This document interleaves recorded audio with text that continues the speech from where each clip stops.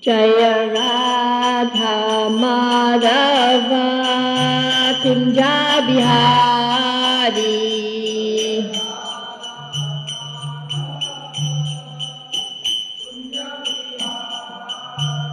Jaya Radha Madhava Kunja Bihari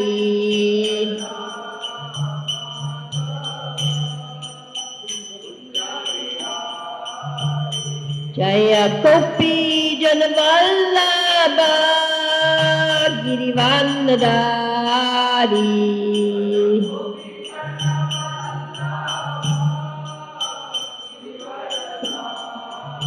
Jaya Gopi Janavallabha Girivandadari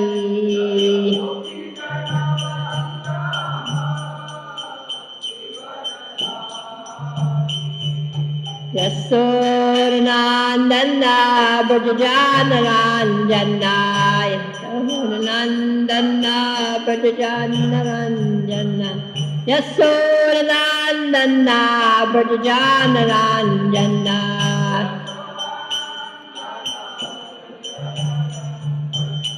Yamuna Tira Vanachari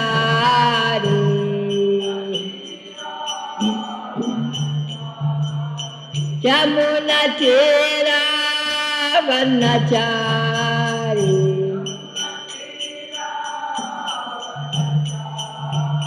Jaya Radha Madhava Kunja Bihari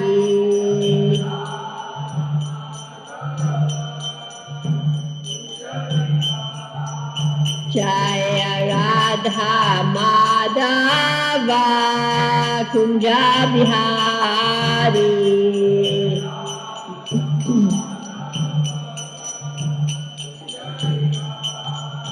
Jaya Gopi Janavallabha Girivandadari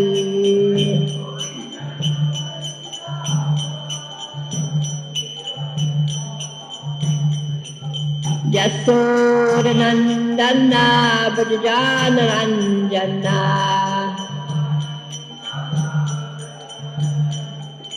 Yasodanandana Brajajanaranjana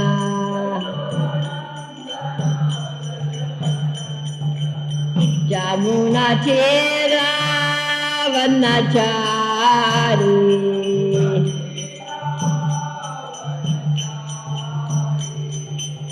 Jamuna Tira Vanachari Jaya Radha Madhava Kunja Bihari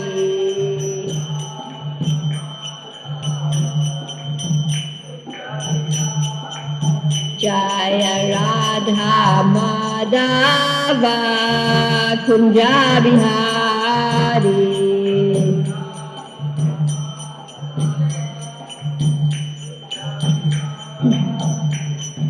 Hare Krishna Krishna Krishna Hare Hare Hare Rama Rama Rama Hare Hare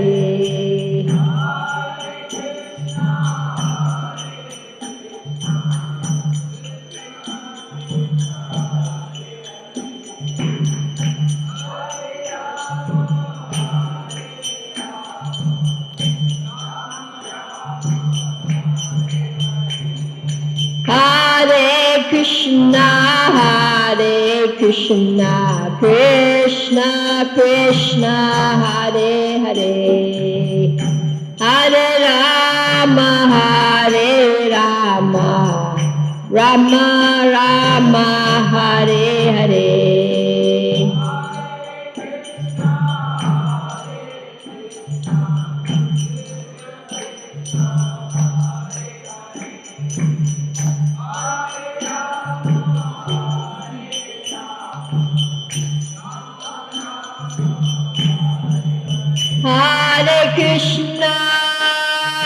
Krishna, Krishna Krishna, Hare Hare, Hare Rama, Hare Rama, Rama Rama, Hare Hare.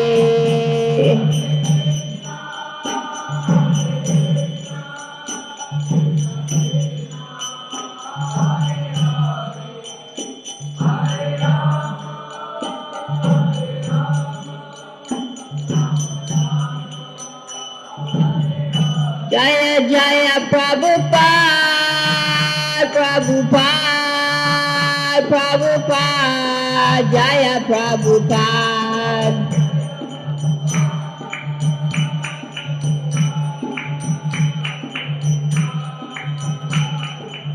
Jaya Jaya Prabhupada, Prabhupada, Prabhupada, Jaya Prabhupada.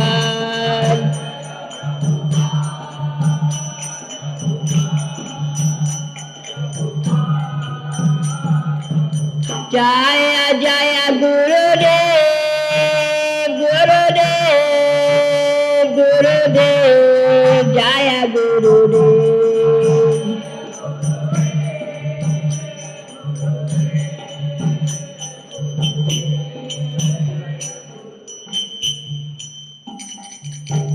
Srila Prabhupada ki. Jai Srila Prabhupada.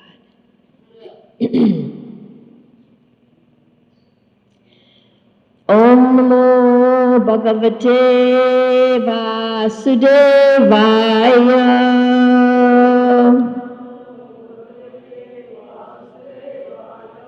Om Namo Bhagavate Vasudevaya.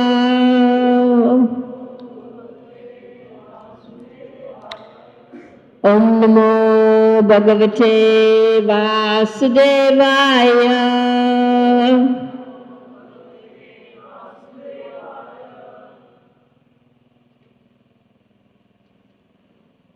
Thank you everyone for coming to Srimad Bhagavatam class. Good morning. A small introduction. I'm sorry? Introduction. Oh, you want to do an introduction? Okay, go ahead. Hare Krishna. Her Sukhavaha Mataji was born and raised as a Protestant minister's daughter. Inspired by her father, she graduated with a bachelor's degree in social welfare from Pennsylvania State University. At age 21 in 1975, she met Bhaktivedanta Swami Prabhupada, who gave her the name Sukhavaha Devi Dasi. With her counseling skills coupled with spiritual knowledge, she was ordained an interfaith minister in January of 1992. She has been involved in a number of social welfare projects in India, including the Barsana Eye Camp and the Spiritual Care Department of Bhaktivedanta Hospital in Mumbai. She regularly leads discussions to various devotee communities on compassionate communication, emotional healing, and relationships, as well as conducting numerous seminars and workshops. She has written 4 books: Finding the Gap, Finding the GAP Gap, Some Truth About the Lies We Tell Ourselves, Entering the Gap, More Truth About the Lies We Tell Ourselves, Revealing the Heart, The Practice of Compassion, What to Do About Sue, A Karmic Journey from Brainwashing to Healing. So we welcome Sukhavaha Mataji to Sri Sri Radha Kunj Bihari Mandir by chanting one time Hare Krishna Mahamantra. Hare Krishna, Krishna Krishna, Hare Hare, Hare Ram, Ram Ram, Hare. Hindi का भाषांतर बाहर होगा, यहाँ पे अंग्रेजी का माताजी lecture देने वाले. हरे Krishna.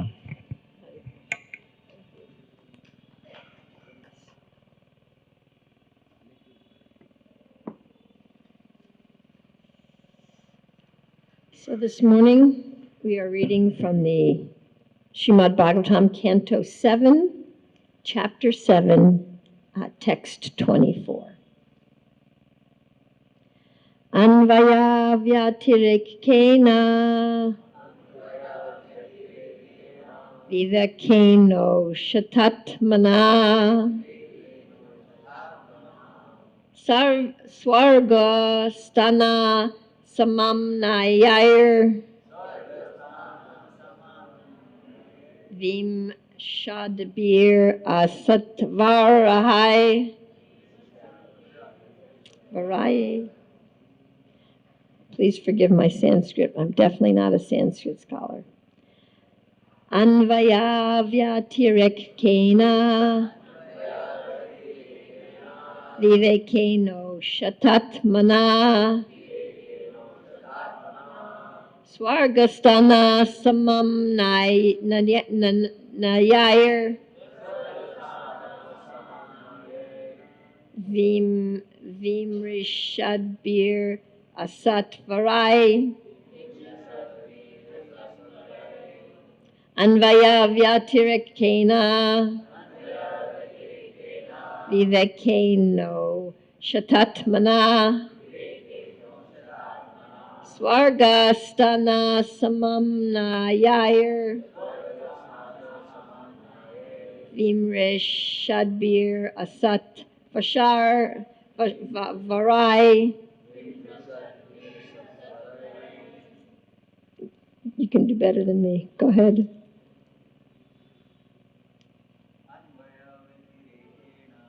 Anvaya Virhena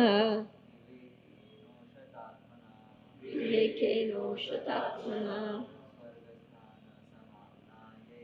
Swargastana Samamnayair Vimrishadbir Asat Varai. Anybody else?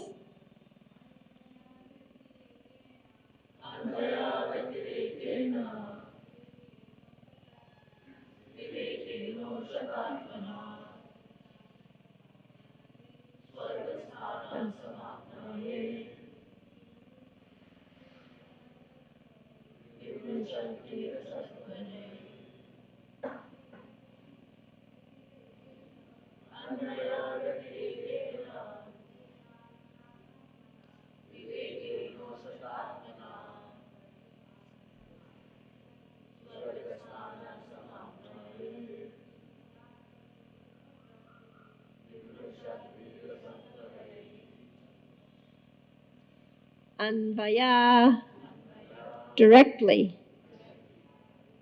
Vyatirikena, and indirectly. Vivekena, by mature discrimination. Usata, purified. Atmana, with the mind. Swarga, creation. Stana, maintenance. Samamnayai, and with destruction. Vimrishadbi, by those making a serious analysis. Asatvarai, very sober. Translation and purport by His Divine Grace A.C. Bhaktivedanta Swami Srila Prabhupada.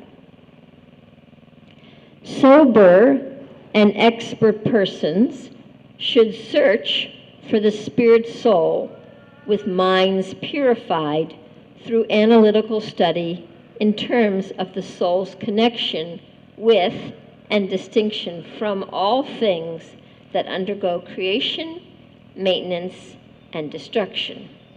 Purport. A sober person can study himself and distinguish the soul from the body by analytical study. For example, when one considers his body, his head, his hands, and so on, one can certainly understand the difference between the spirit soul and the body. No one says, I head. Everyone says, my head. Thus, there are two entities, the head and I. They are not identical, although they appear to be one conglomeration. One may argue, when we analyze the body, we find a head, hands, legs, a belly, blood, bones, urine, stool, and so on. But after everything is considered, where is the existence of the soul? A sober man, however, avails himself of this Vedic instruction. Yatova imani bhutani jayante yena jatani jivanti yat prayantya bisham rishanti tad vijigna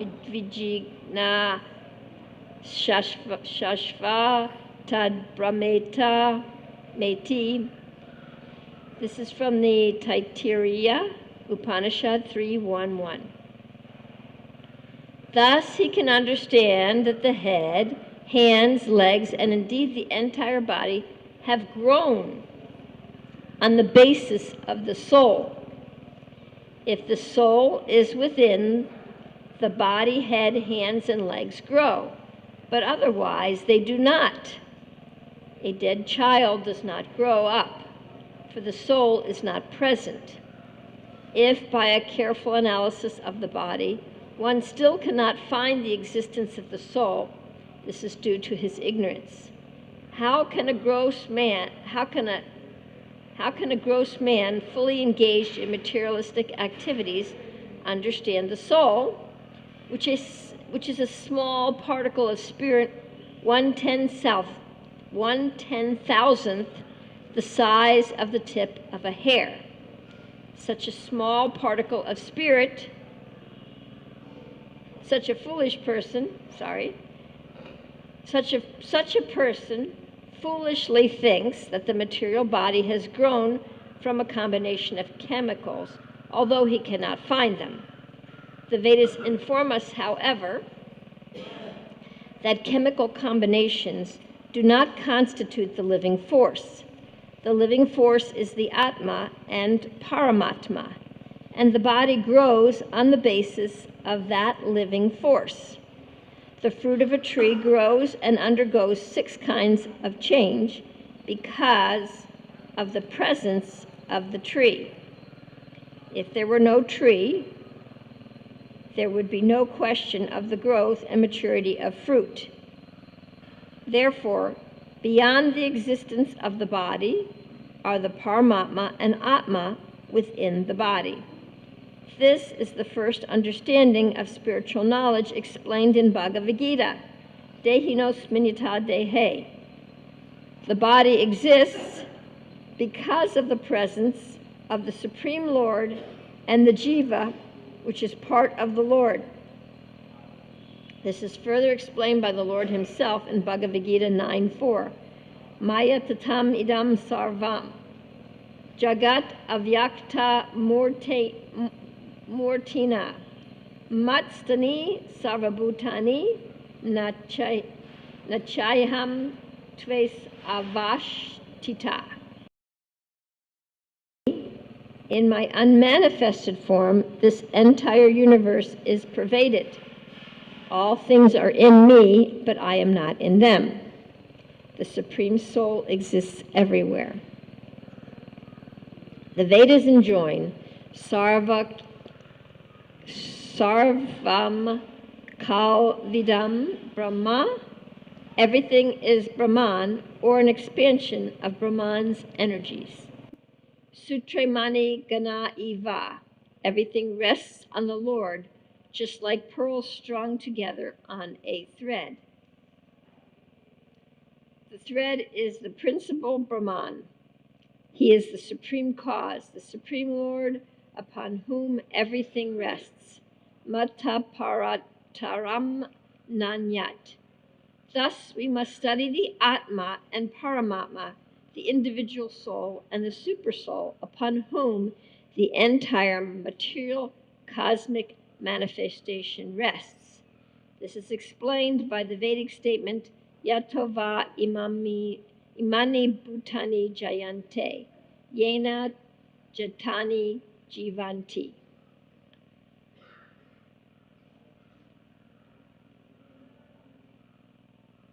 So the translation again.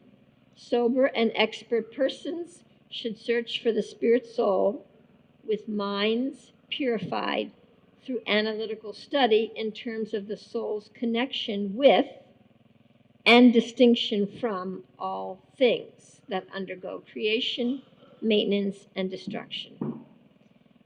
And this chapter is entitled, What Prahlad Learns in the Womb.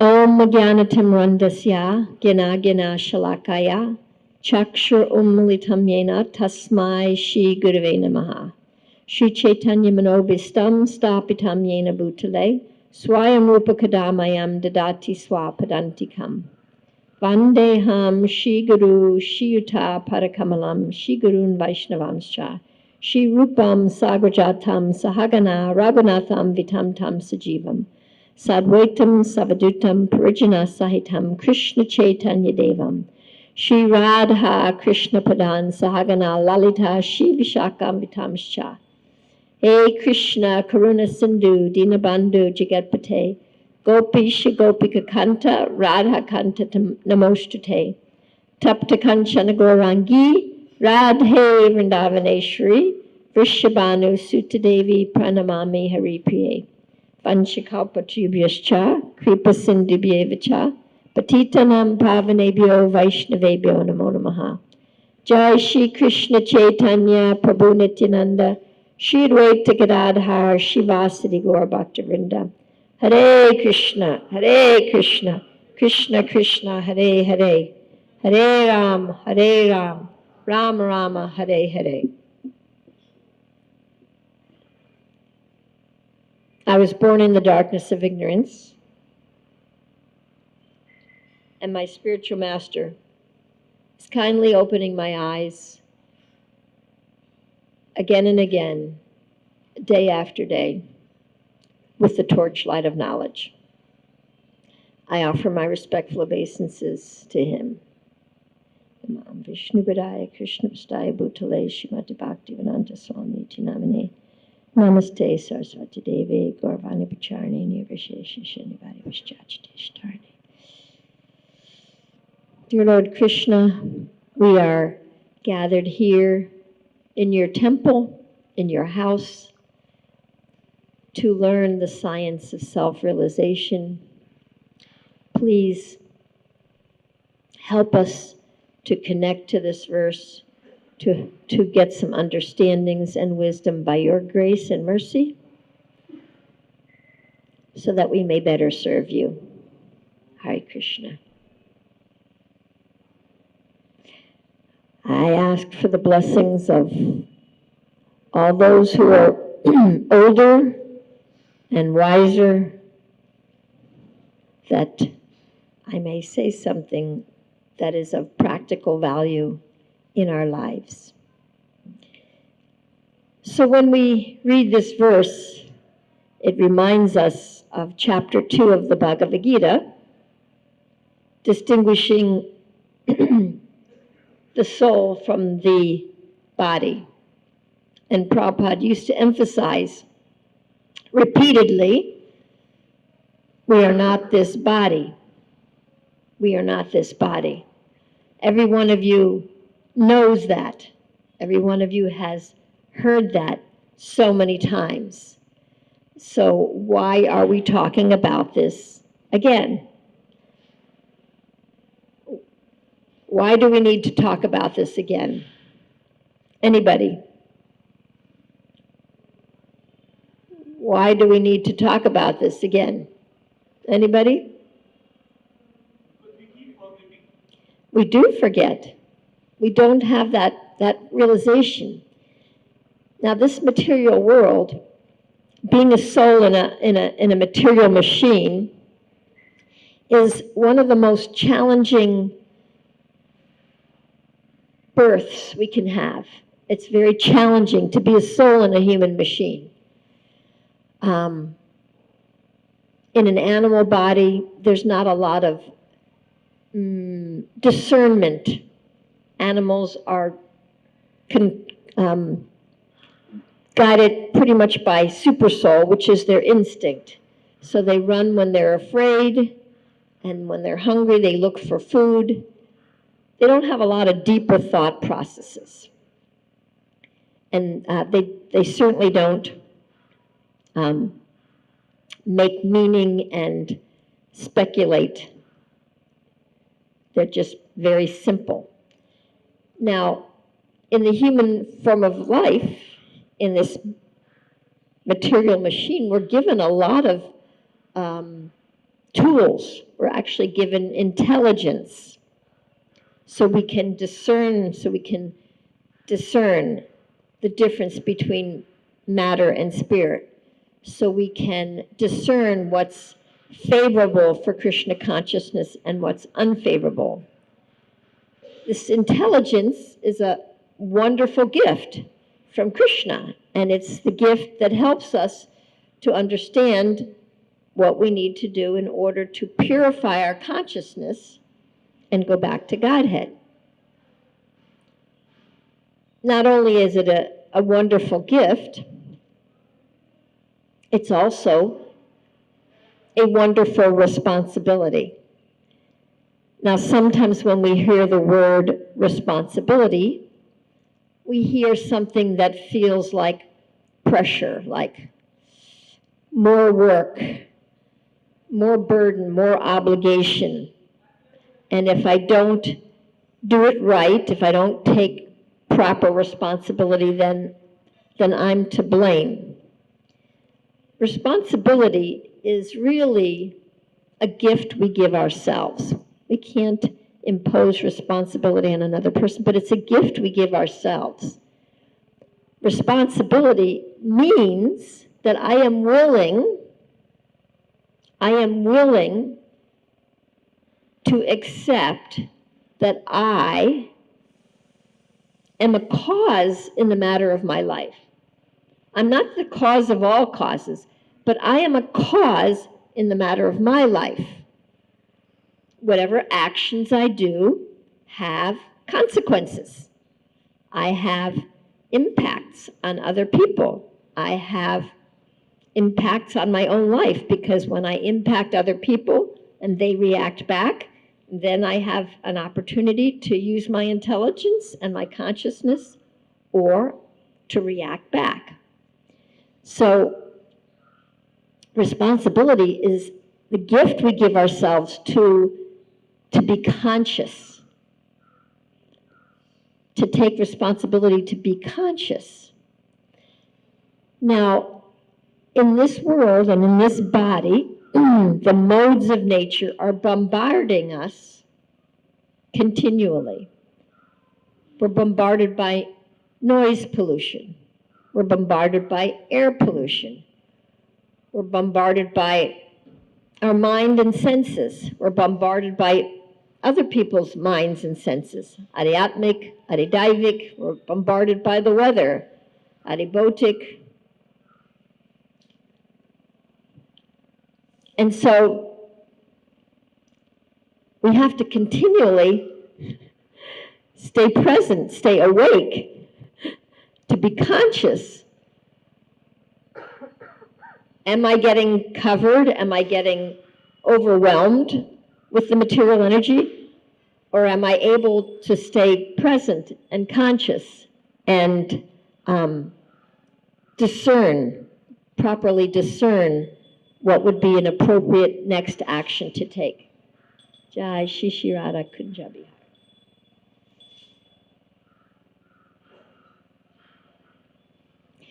So being conscious is a responsibility. Now this verse starts with a sober and expert person. It's interesting, it uses the word sober, and Prabhupada also uses the word sober. Sober. What does it mean to be sober? What does it mean to be sober? Anybody? I'm sorry? Grave. That could be one definition. I'd like to take another definition. To being correct consciousness? Anybody, any other guesses what I'm thinking? It's not by the abuse of senses. who's not disturbed by the urges of senses. I'd like to say that, I'm sorry?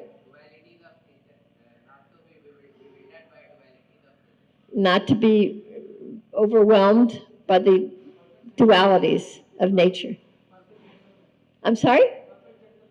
Perfect gentleman? Okay. Serious.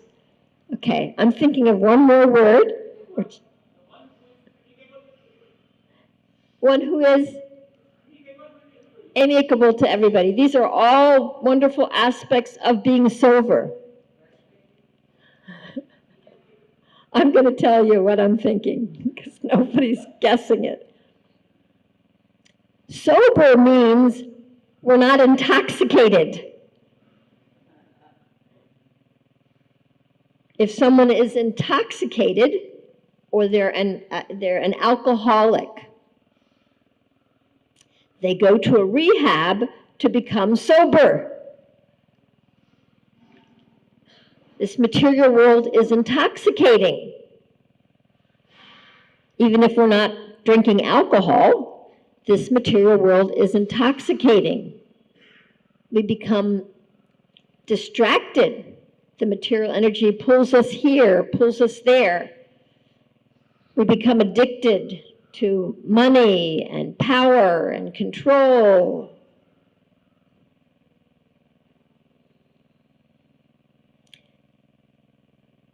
If we weren't addicted to this material world,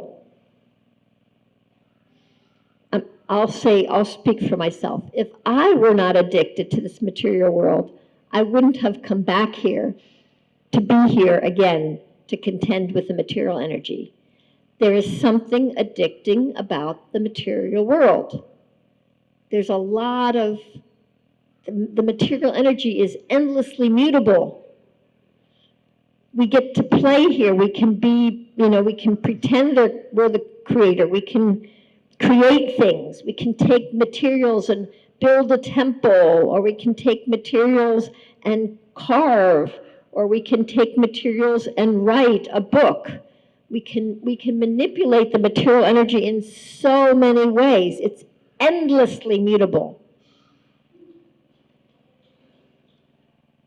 However, if the energy we're expended in manipulating the material energy is not uplifting our consciousness, then it's keeping us trapped in this material world. It's keeping us addicted. And the material energy is so powerful. If we're not conscious, then automatically what happens? If we're not conscious, what automatically happens? We come back to this material world because we haven't become sober. We haven't broken our addiction to the material world. Sober requires us to be conscious. Now, you've come to Krishna consciousness. You're all here because you want to become Krishna conscious. And we can't become conscious on top of unconsciousness. Krishna consciousness does not stick to unconsciousness. You need a foundation of consciousness. Consciousness is our soul. That's where our consciousness comes from. Our consciousness doesn't come from here. Our consciousness comes from here, from our soul and our super soul, and super soul in our heart. That's where consciousness comes from.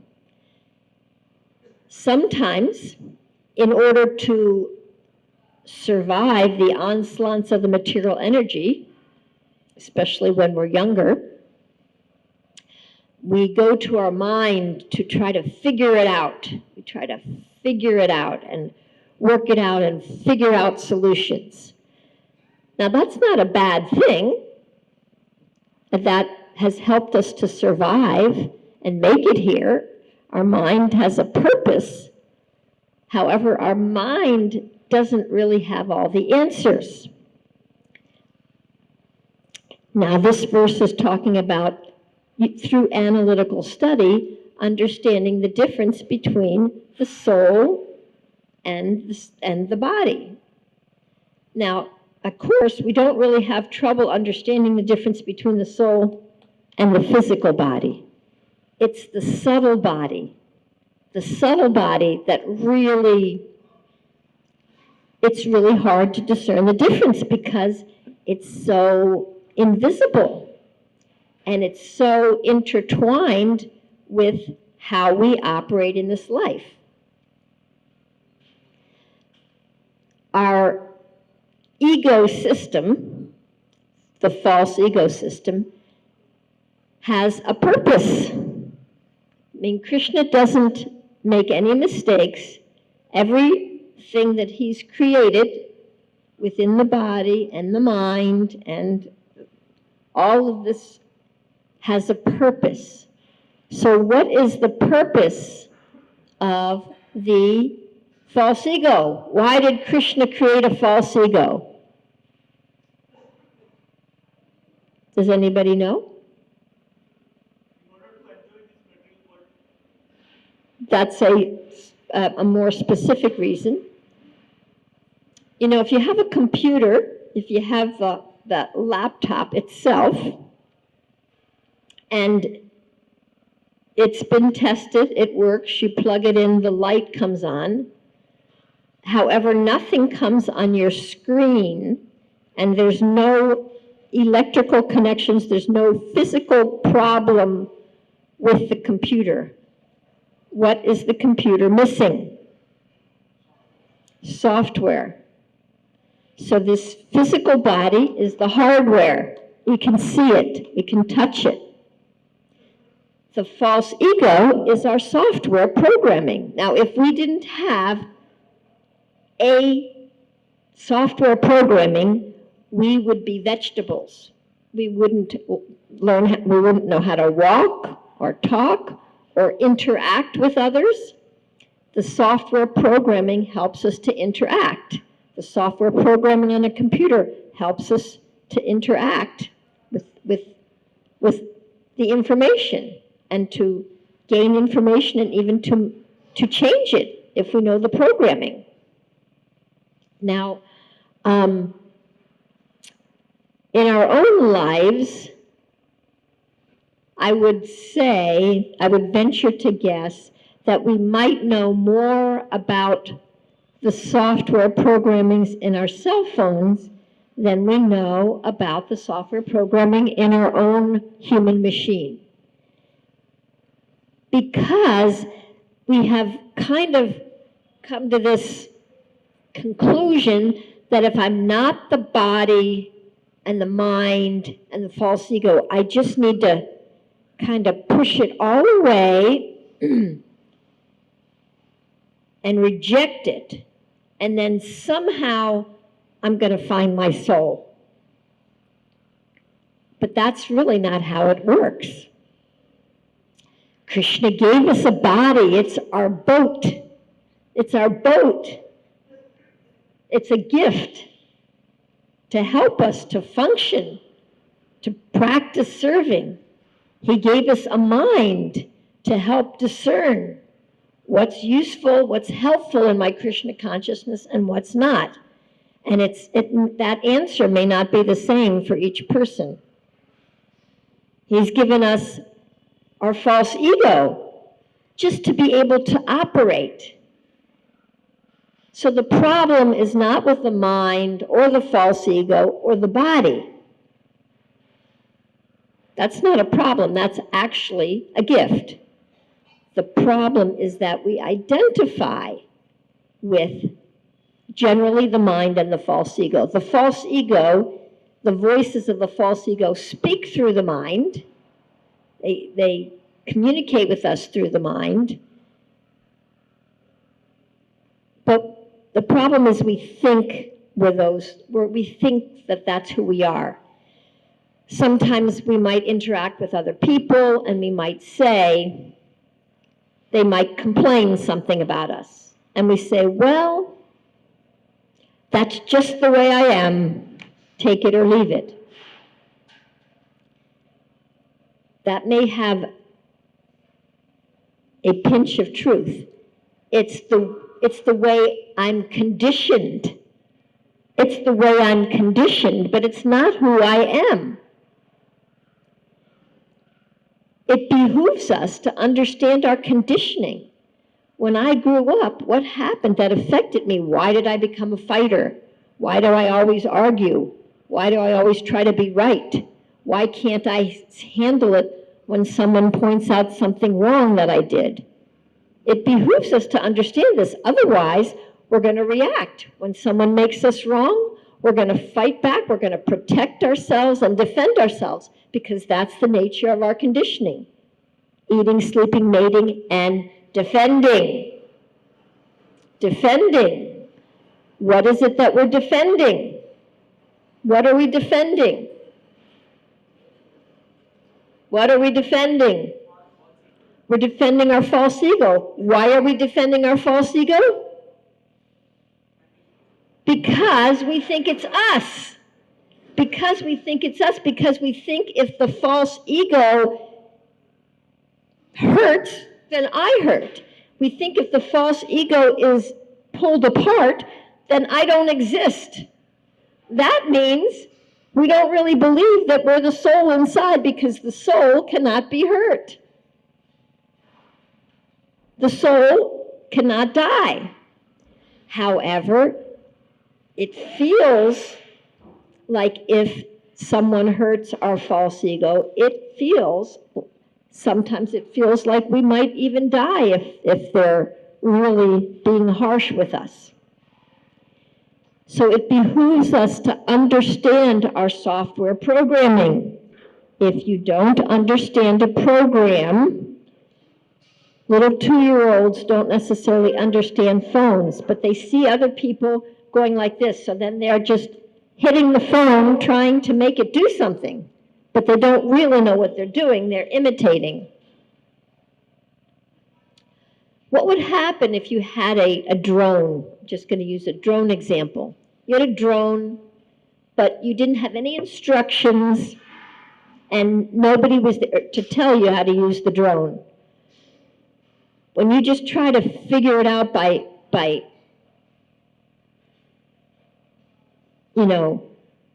trying things out, what could possibly happen when you try to maneuver the drone? Say it loud. We can crash the drone. We could crash into somebody and hurt somebody. You might even poke somebody in the eye and blind them. Seriously. This is what it means when you're driving something. If you don't know how to drive a car, and you're driving and you never drove, and you don't know how to drive a car, you don't even know where the brake is, oh my gosh. What can happen? You can kill people. This is an example of what happens when we don't understand our machinery. We don't understand our car. We don't understand why we get so angry. Why do we get so angry? Where's that anger always coming from? This person doesn't get angry. Why don't they get angry? And then the person that doesn't get angry thinks, why can't I feel anything? Why am I so numb? We need to understand our machinery by looking at our conditioning. The verse is about a sober person can study himself and distinguish the soul from the body by analytical study. Analytical study. We need to look at why we are the way we are. Why do I act the way I act? Why am I reacting the way I react? Where is that coming from? What is it that I'm believing about myself? I'm believing that I have to defend. What are the voices of the false ego system that I believe? Because the beliefs of the false ego system are the lies we tell ourselves, which is what I write about in these books. The lies that we tell ourselves.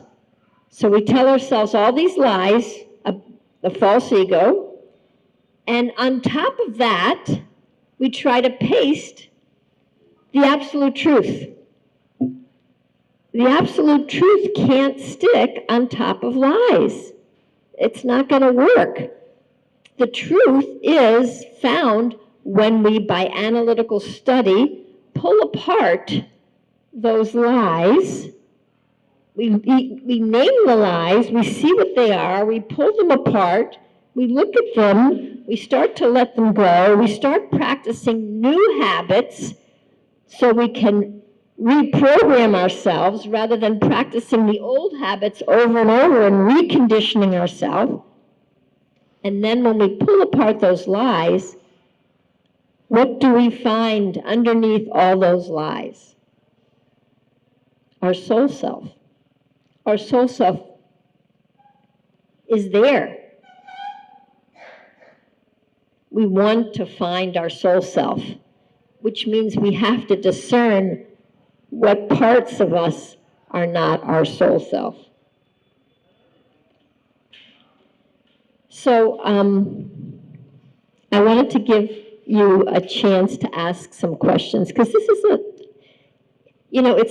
it's a kind of a simple topic. It's a basic topic, basic Bhagavad Gita. And yet, when we don't have this foundational understanding and layer of understanding, the difference between me, my mind, me, and my false ego, when I don't have that basic discernment, I'm going to be crashing into others. I'm going to be hurting others, and I might hurt myself too. I didn't learn how to manage my machinery, my physical machinery, and my software programming. I don't know how to manage the programming. I don't even know where the option buttons are. I didn't even know there are option buttons. I'm just on the default mode. Our conditioning is our default mode. We need a default mode.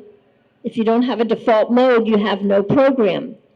We need to start understanding the program so we can find the option buttons. And if we really, really, really understand the programming, our programming, if we understand our programming, we can begin to reprogram ourselves. So that's what these books are about, helping us to understand our programming so that we can take responsibility, become conscious, and then become Krishna conscious. So please, any questions, thoughts, discussion, corrections from anybody? It's simple, but I wanted to give you time. I left you all dumbfounded. What are some of you feeling about what I said? किसी का कुछ प्रश्न है पूछना है?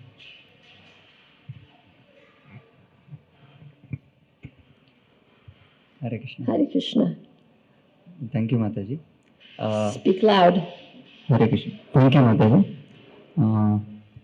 Mataji, I wanted to ask this false ego's voice we do hear in our mind, and mind hears the false ego's voice again and again.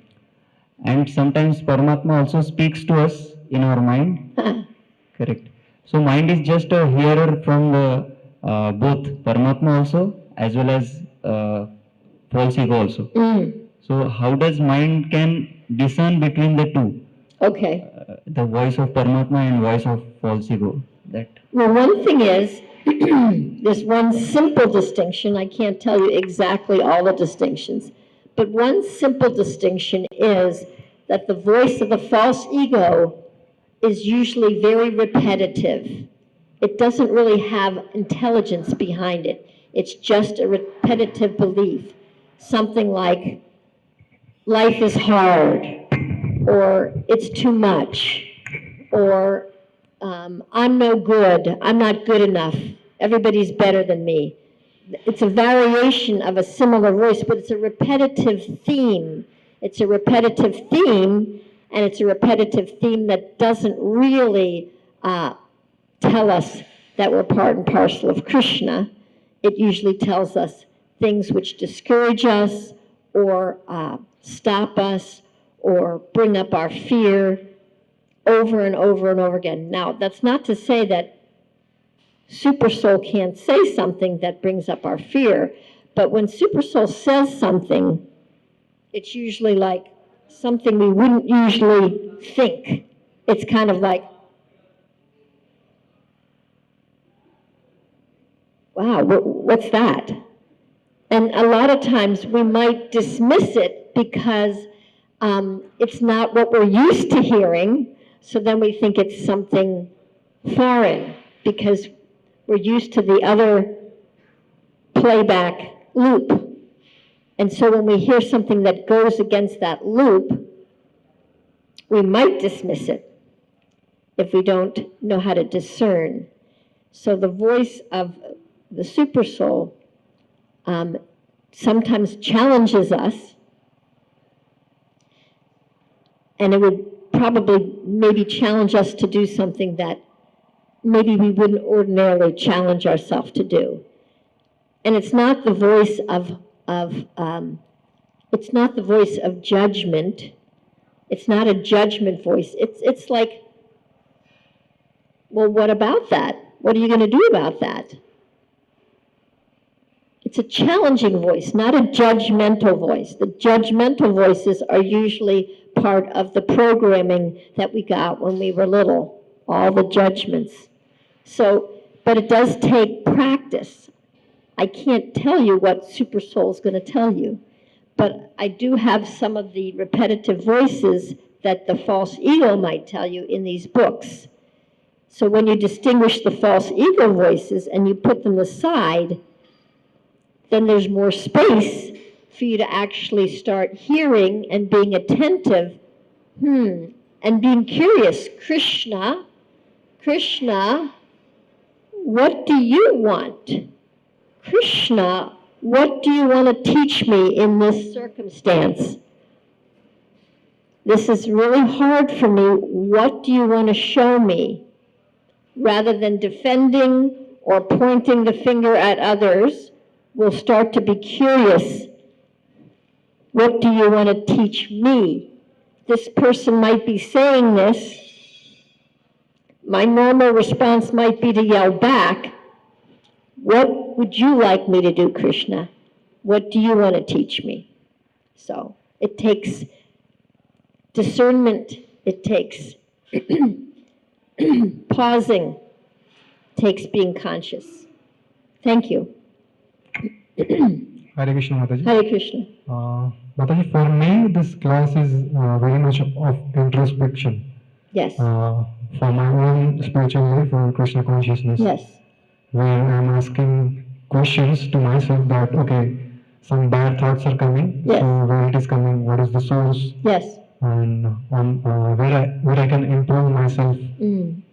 So what I think is to have such introspection in my life of Krishna consciousness, I need to have little purer mind. A little what? Mind should be pure. Little pure, not I'm not talking about.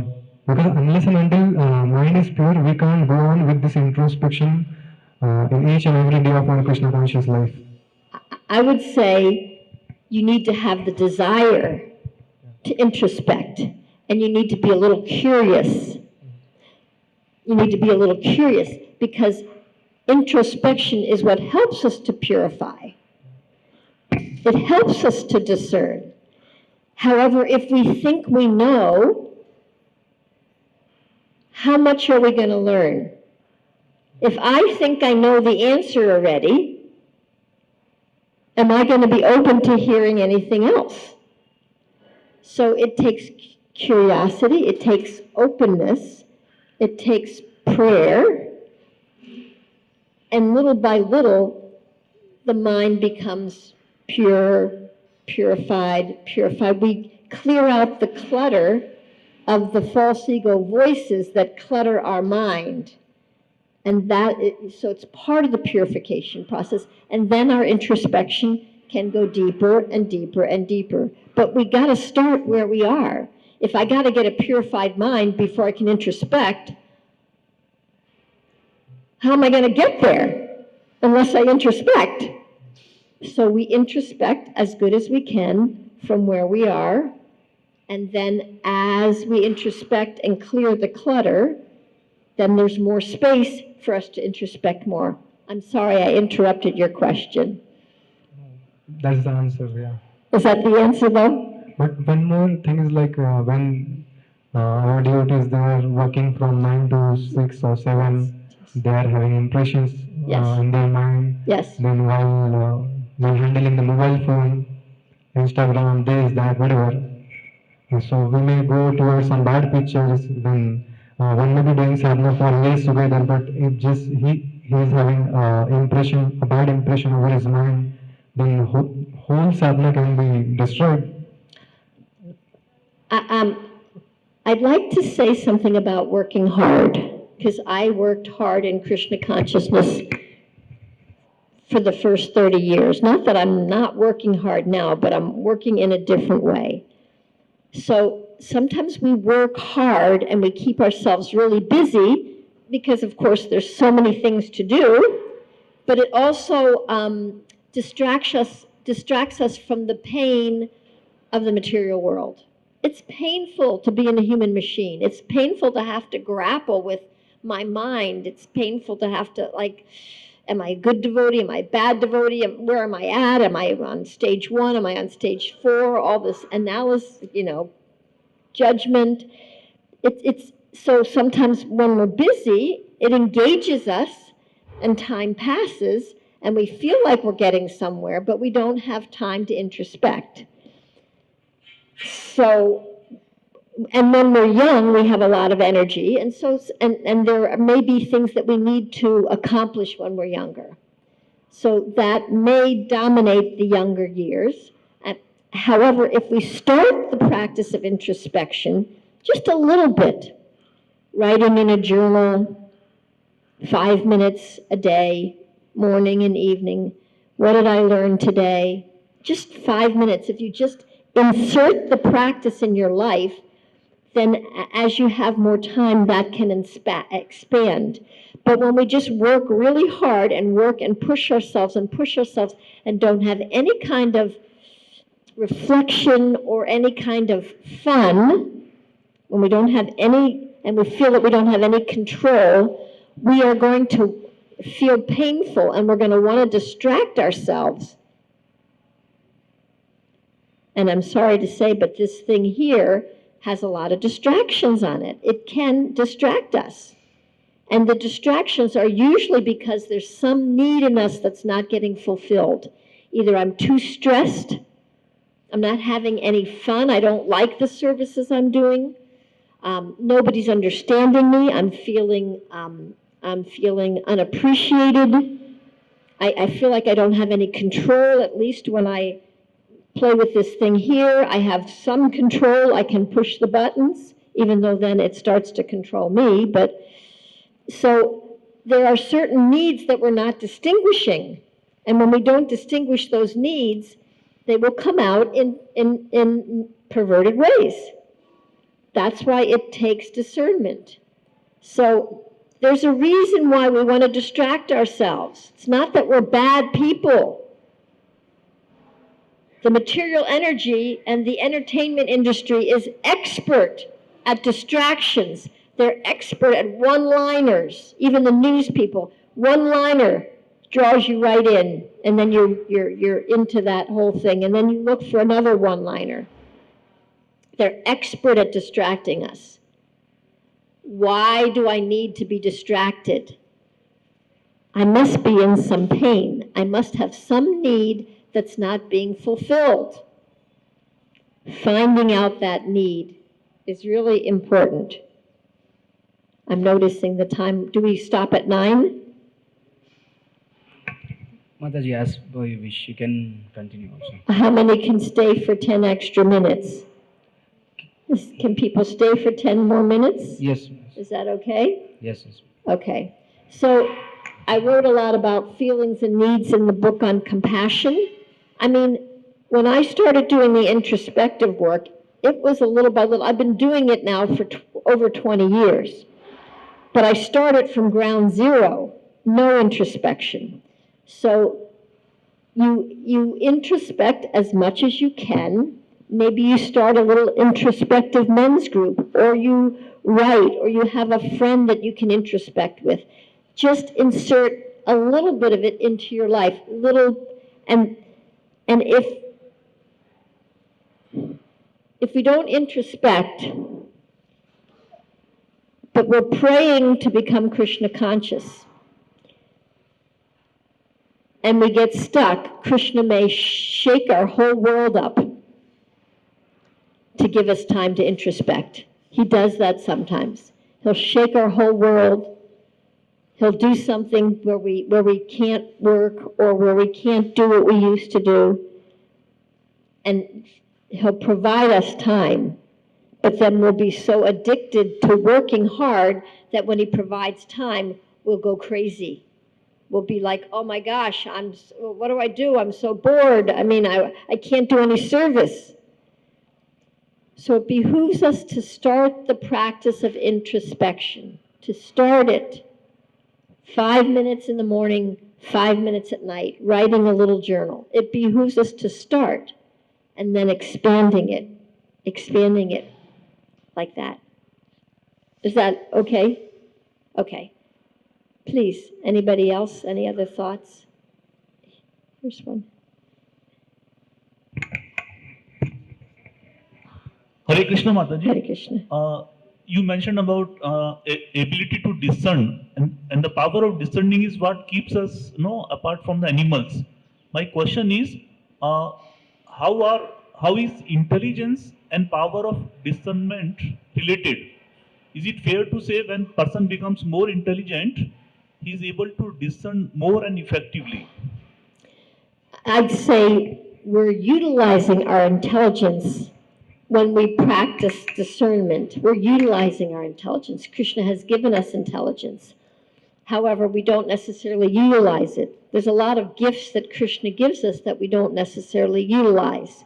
We rely on the old habits, and we don't take the time, because it takes a little time to discern. It takes a little time to introspect, and we keep telling ourselves, I don't have time, I don't have time, I don't have time, I don't have time. How many of you have that voice running in your head? I don't have time, I don't have enough time, I don't have enough time. Sometimes that voice controls us, and then we don't take the time. But we're in charge of our schedule. We have to schedule in time. Sometimes you have to put it on your calendar, and there's a reminder, time to write in your journal. 5 minutes, you put it in your schedule, and then you'll do it. So discernment is the actual utilizing of our intelligence, and it means we need to pause and reflect. Okay, Krishna, there's this and there's this, which one is me? Now, one good way to practice discernment is when there's an upset between you and another person, and the urge to blame the person, to gossip about the person, to tell speculative stories about the person happens. Instead of doing that, at that point, when you can point the 3 fingers back to you and say, what's going on in me? Why am I getting triggered by what this person is saying or doing? This person is saying or doing something. I'm the one getting triggered. What part of me is getting triggered? Go ahead. Do you have another question? So one meditation I have done in the past, which really helps me a lot, the meditation is that everybody in the material world, everybody, they've all gotten it. They've all figured it out. They're all purified. I'm the last one here in the material world. I'm the last one here. And everybody is just playing different parts. It looks like there's a lot of people here, but they're all playing different parts to bring up the different things in me that need to be brought up to my consciousness so I can look at them. And when I see the world like that, then I don't blame anybody because they are agents of my purification. Okay, what do I need to look at? Krishna's sending this person to bring me this. What do I need to look at? It's a different kind of a meditation. It really helps when we pause to look at ourselves. That's where the discernment is. What's going on inside of me? I'm not responsible for anybody out here. Who's responsible for me going back to Godhead? Me. I can't outsource my japa. I can't outsource the purification of my consciousness. That's my responsibility. And yet, how much time are we spending on that responsibility?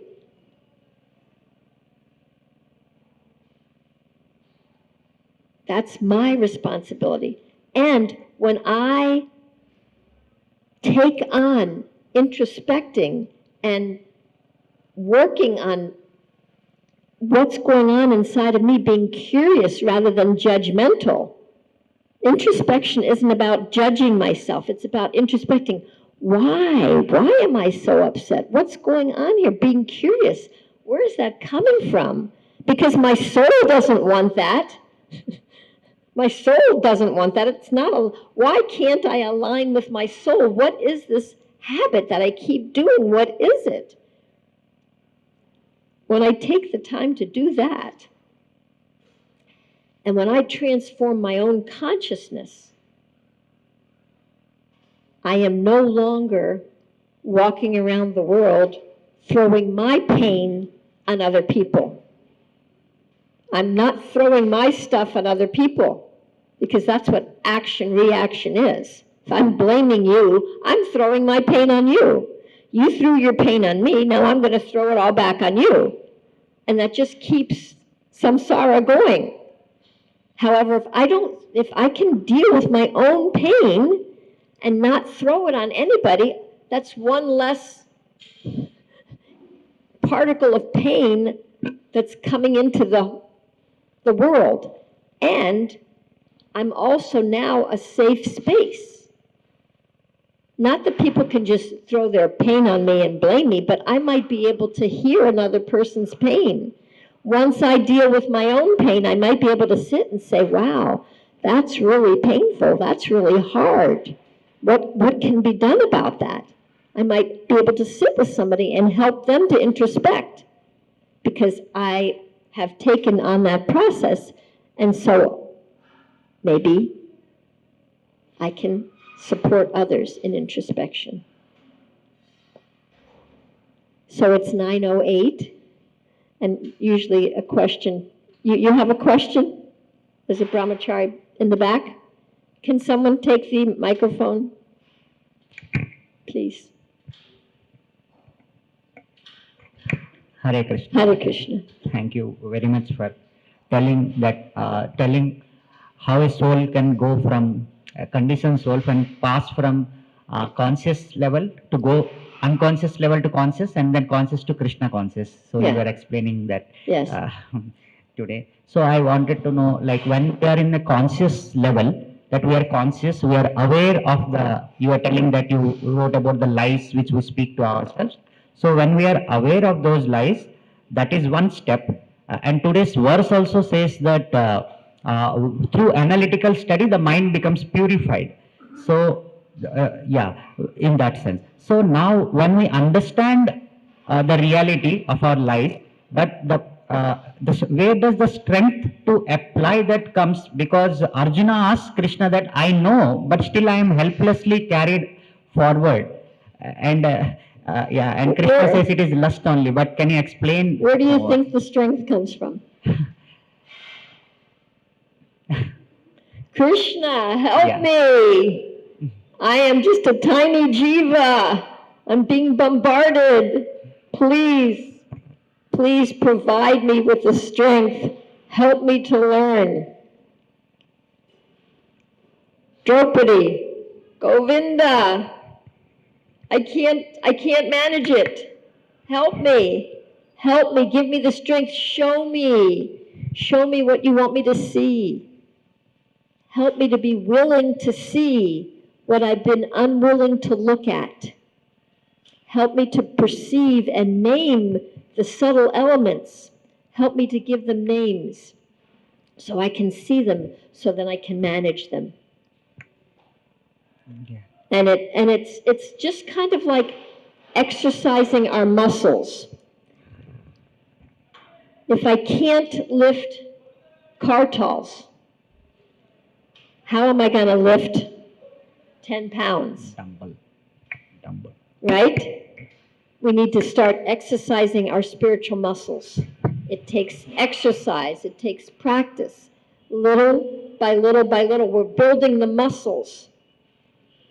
If I can't exercise in little ways, if I can't take 5 minutes to introspect and be conscious, how am I going to be Krishna conscious? It takes practice, it takes exercise, and it takes the mercy and grace of the Supreme Lord. We can't do it ourselves. We need Krishna's help.